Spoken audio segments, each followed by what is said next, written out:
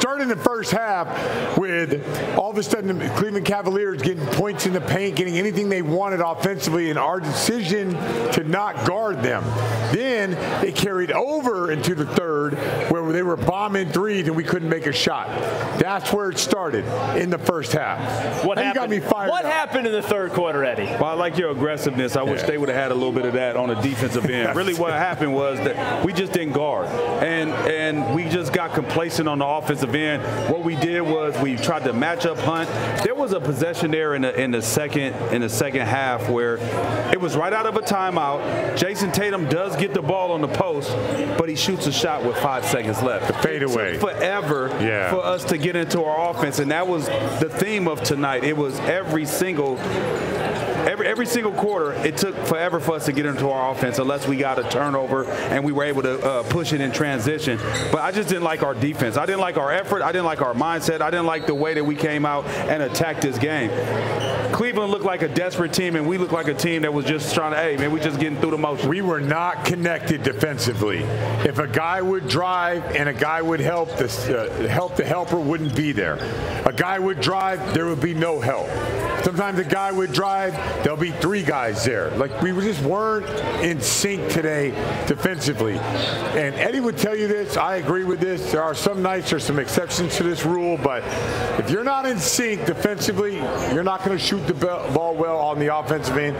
A lot of things aren't going to flow well offensively either. The only thing that can happen is that your superstar will bail you out. If you play like that, point. And, you know, our superstar didn't bail us out, and we shouldn't be looking for our superstar to bail us out. We should be going out there, kicking down the door, making sure that we are connected defensively. Offensively, we're getting into our offense fast. We're not matchup hunting.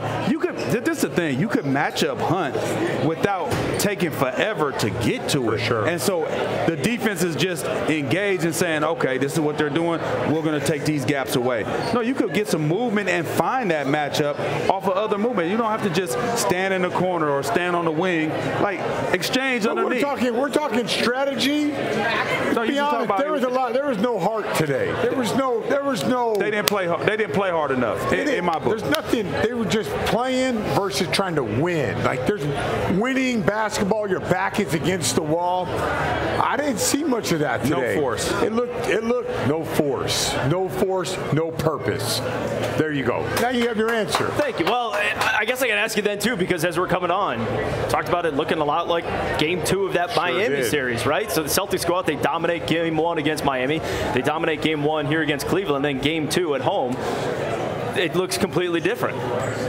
Only thing I would say is I'm not mad at them anymore because I know they're going to turn it around. But I am frustrated that we had to kind of go down this road again.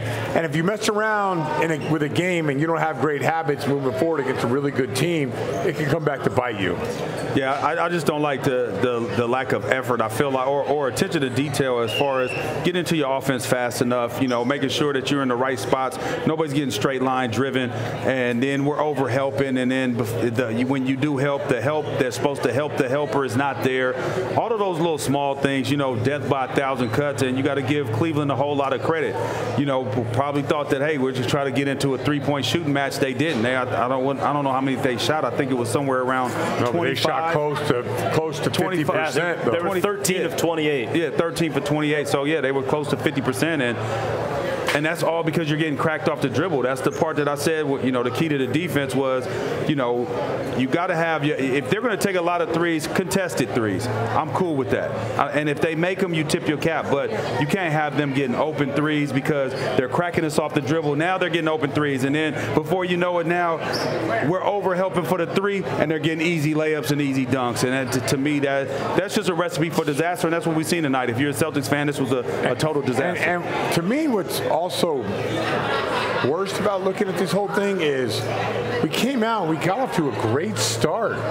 You know, we forced them to call 2 timeouts. We had them against the ropes, and then we just let go of the rope at that point. I don't understand the attention to details with these guys. Like, if they think it's going to be easy, playoffs are hard. Teams are going to play like this is like their life is on the line. And we had it in the first quarter, the very start of the game, and then just went away from it and never got this game under control. Celtics jumped out to a 14-0 14-5 lead. In the first half, when that game was tied at half, we talked a lot about the points in the paint. And Cleveland just beating guys off the dribble. And it felt like we still saw more of that in the second half. Yeah, and Donovan Mitchell had a hell of a game. We couldn't do nothing with him. He got wherever he wanted to go. Like, look, you saw that clip right there. No help. There is no help. No help. And then you get beat on in transition. There's no talk. Hey, I got ball. You drop it, protect the basket.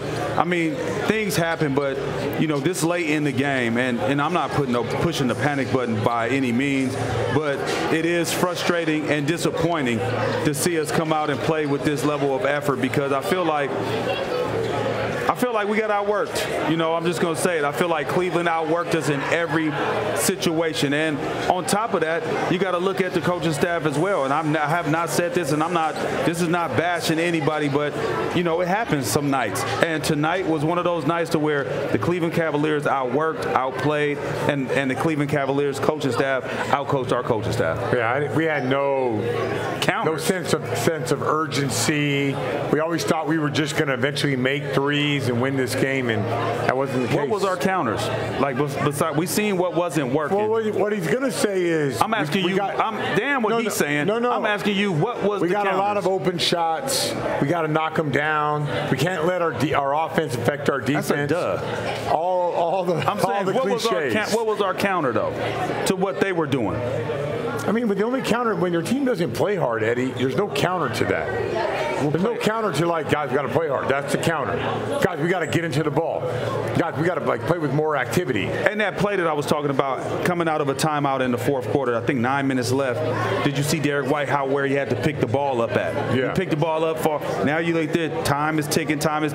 We make a pass, we go to Jason Tatum, he takes a fadeaway with 5 seconds left. All that, like that's out of a timeout. You understand what I'm saying? Yeah, that's not Joe Mazzulla's fault. I'm not saying that's Joe's fault. I'm not saying that at all. Derek White shouldn't pick the ball up. I'm not saying it was Joe's fault at all. That's not what I was saying with that. I'm saying it's a combination of we didn't have a lot of counters and we didn't play hard at all. So with that is a recipe for disaster.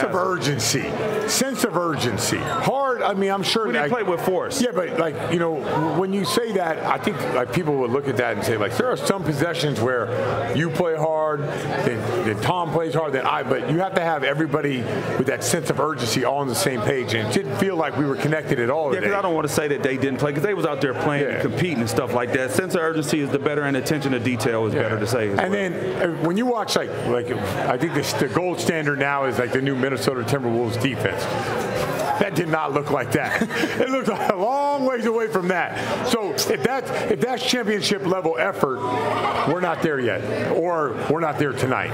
Okay, defensively, Celtics weren't able to get it done, and then you also saw in the second half they went 0 for 8 from 3 in the third quarter. They went 1 of 17 before they hit one in the final minute. That's my adjustments. We're taking all those threes and we not hitting them. What we gonna do? Man, we were sleepwalking today. Wake up. This is, again, we're going to hear about 35. Gary Washburn's going to be asking about these threes. I know that. Those are contested. Those are contested shots. Yeah. Those are contested shots. So they're not like wide open threes. Those. I mean, that's a good look. I mean, you still, got a guy on your hip, make you feel him. I will say this: Cleveland made us feel them. They made us feel them every single shot we took.